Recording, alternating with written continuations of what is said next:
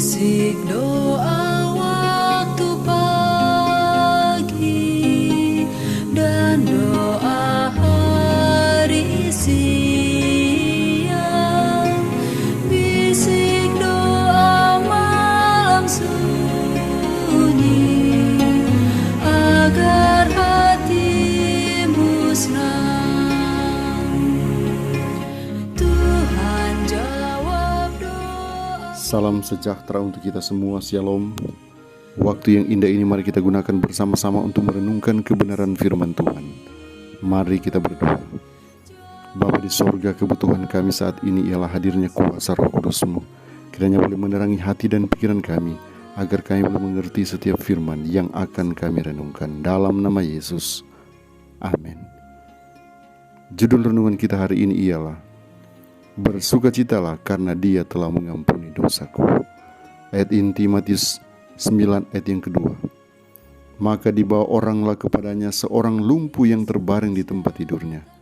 Ketika Yesus melihat iman mereka, berkatalah ia kepada orang lumpuh itu, percayalah hai anakku, dosamu sudah diampuni. Orang lumpuh ini telah hilang harapan untuk sembuh. Penyakitnya itu disebabkan kehidupan yang penuh dosa, dan penderitaannya semakin pahit oleh penyesalan yang dalam. Kerinduannya yang besar adalah kelepasan dari beban dosa itu.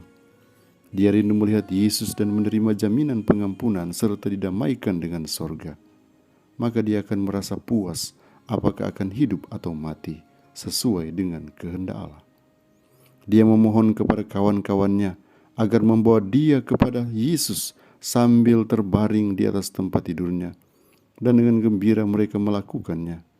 Namun kerumunan orang begitu padat di dalam dan sekitar rumah di mana juru selamat berada, sehingga mustahil bagi orang sakit itu dan kawan-kawannya untuk sampai kepadanya.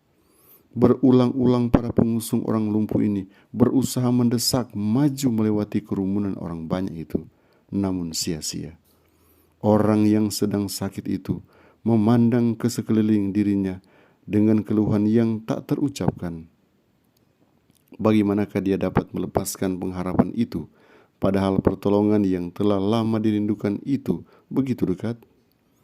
Atas anjurannya, sahabat-sahabatnya mengangkat dia ke atap rumah, membobol atap rumah itu, lalu menurunkannya di depan kaki Yesus.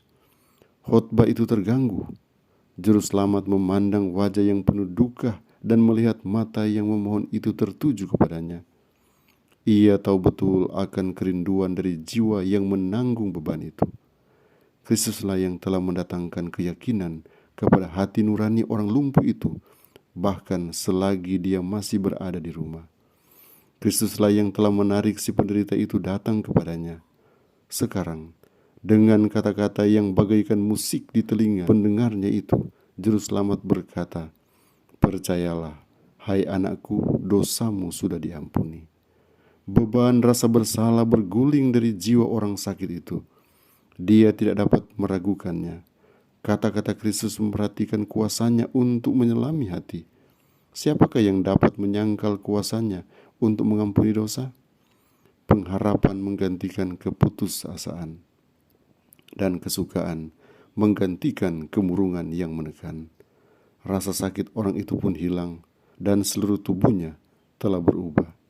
Tanpa melanjutkan permohonannya, dia terbaring diam dalam damai, terlalu gembira untuk berkata-kata.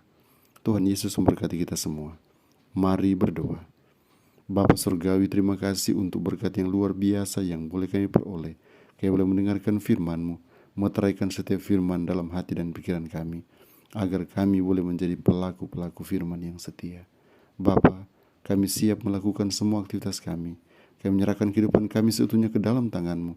Tolong pegang tangan kami dan tuntun langkah kaki kami kepada kemenangan. Apapun pergumulan yang dihadapi, dengan Tuhan ada jalan keluar. Karena itu kami tidak perlu takut, dan kami akan datang menyerahkan seutuhnya hidup kami dan semua rencana kami hanya dalam nama Yesus Tuhan dan Juru Selamat kami. Amin.